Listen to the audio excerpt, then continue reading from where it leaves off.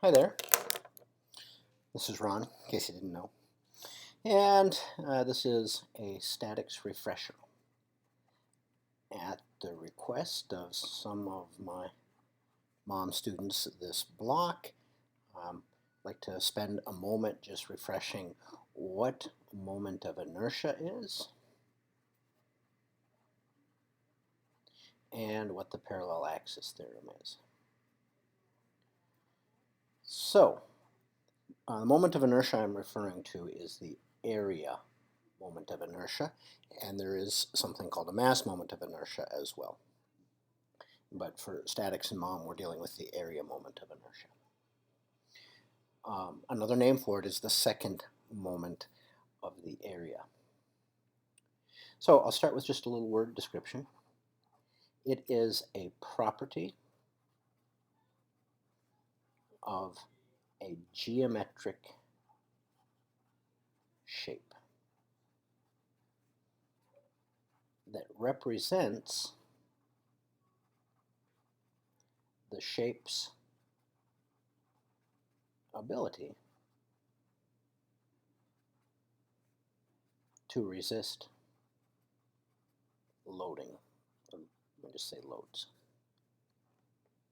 So if you had me for statics, you may remember the story about my dad and I having a disagreement about which way to carry some 1x6s in the back of his truck. And his idea was that we would carry the 1x6s laying flat in the bed of the truck. And my idea was that we would carry the 1x6s vertically. When you calculate the area moment of inertia, you calculate it about an axis. And typically you calculate it about the centroidal axis. So in the back of the truck, where bending would occur was about the x-axis and the x-centroidal axis. The equation for moment of inertia, first of all, the symbol is I. And the equation is different for different shapes. So if you look in the back of a statics book, maybe somewhere in our mom book, you will find the equations for typical geometries. But for a rectangle about its own axis, the equation is 1/12 bh cubed, where b is the dimension parallel to the axis that you're calculating the moment of inertia about. So I'm putting an x because we're doing it for the x-axis. I'm putting a bar because we're doing it about the centroidal x-axis. And h is the dimension perpendicular to the axis. B is parallel, h is perpendicular. Well, when you do the math, if you go I for case 1,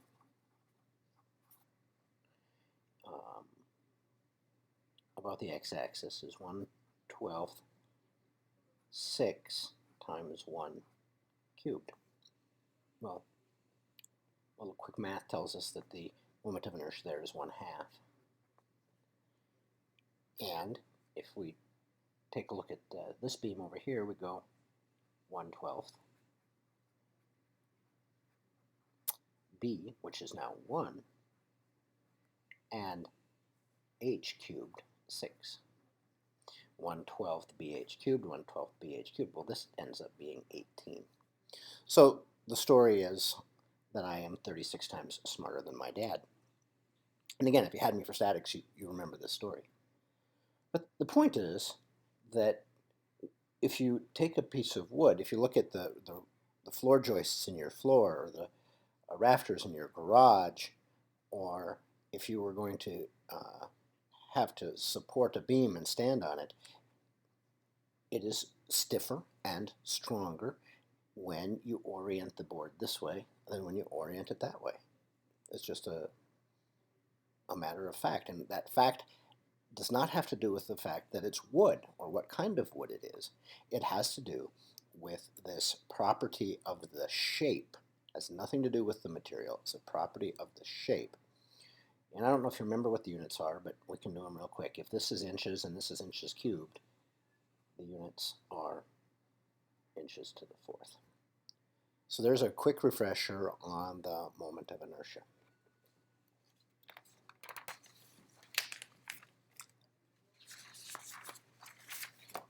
Now, we'll do the parallel axis theorem.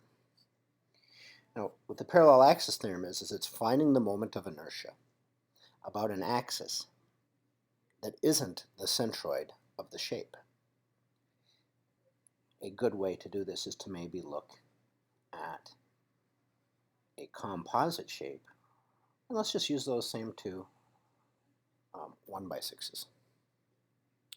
So what is the moment of inertia of this T beam? 1, 6, 1, 6. And here it's a two-step process. First of all, you have to find the centroid for this composite beam. And I'm going to find the distance from here up to the centroid of that composite beam. And that direction is the y direction. So I need to find the y bar from this point. And I guess we're going to end up with a quick refresher on centroids. If I call this piece A and this piece B, the y bar for the piece is equal to the sum of the y bar for each of the two pieces times the area for each of the two pieces over the sum of the areas for each of the pieces. And if I'm saying 2, it could be 3, it could be 47. However many pieces you have, you find the centroid. Well, from this bottom, and you can do it from any point, but I'm going to do it from the bottom. From the bottom to the centroid of piece A is 3 inches, and the area of piece A is 1 times 6, or 6. So we have 3 times 6. Plus, from the bottom to the centroid of piece B is 6.5 inches, and the area of piece B is 1 times 6, or 6. And the areas are 6 plus 6. So basically we have 18 plus 39 divided by 12. Well, now I'm going to make myself do some math here. 18 plus 39 is 49, 57. 57 divided by 12. Let's see. That sounds about like 4.75. So now I know that the centroid of this piece is 4.75 inches from the bottom. I'm going to draw it again. Draw it a little bigger. And the centroid for the whole piece is 4.75 inches from the bottom. The centroid for just piece A is 3 inches from the bottom, and the centroid for piece B is 6.5 inches from the bottom. And what I want to know is what's the moment of inertia of this whole piece about its centroidal x-axis.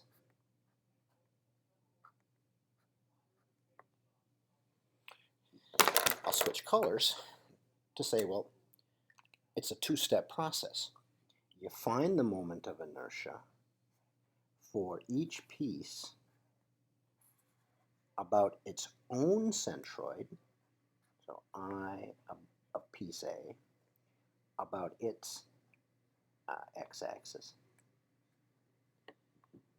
plus, and this is the parallel axis theorem part, you take the area of piece A times the distance from piece A's centroid to the centroid of the whole piece.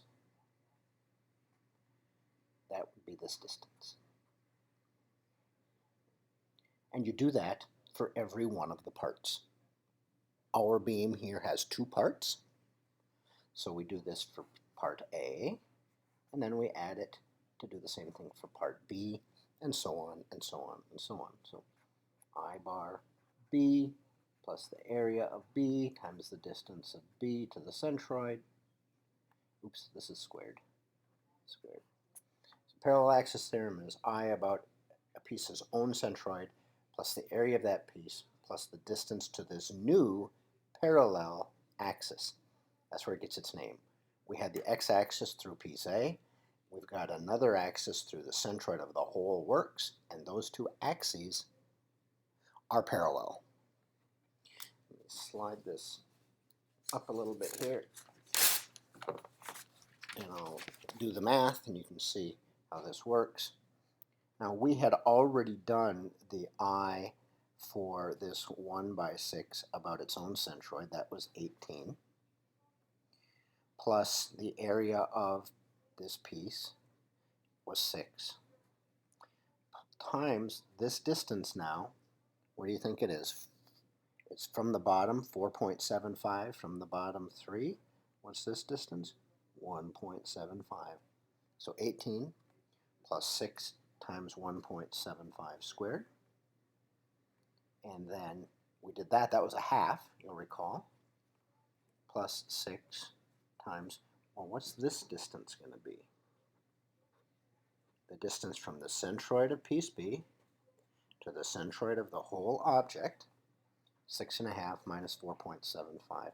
That looks to be about 1.75 as well. Coincidence. That is coincidence. That will not always be the case. 1.75 squared. Add all that up, and you would have the moment of inertia of this composite piece about its own centroid. And I'm not going to do the math. Something in inches to the 4th. As we learn in class, moment of inertia is important when calculating stresses. There are 2 stresses that it really comes into play in: bending stress, my over I, need I for the beam, and shear stress, VQ over IT.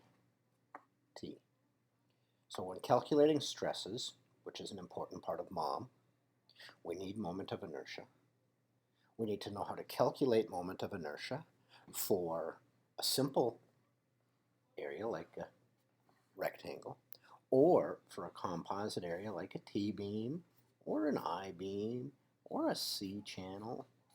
All those are different potential cross-sections of beams, and this method, the parallel axis theorem, allows us to find moments of inertia for composite pieces.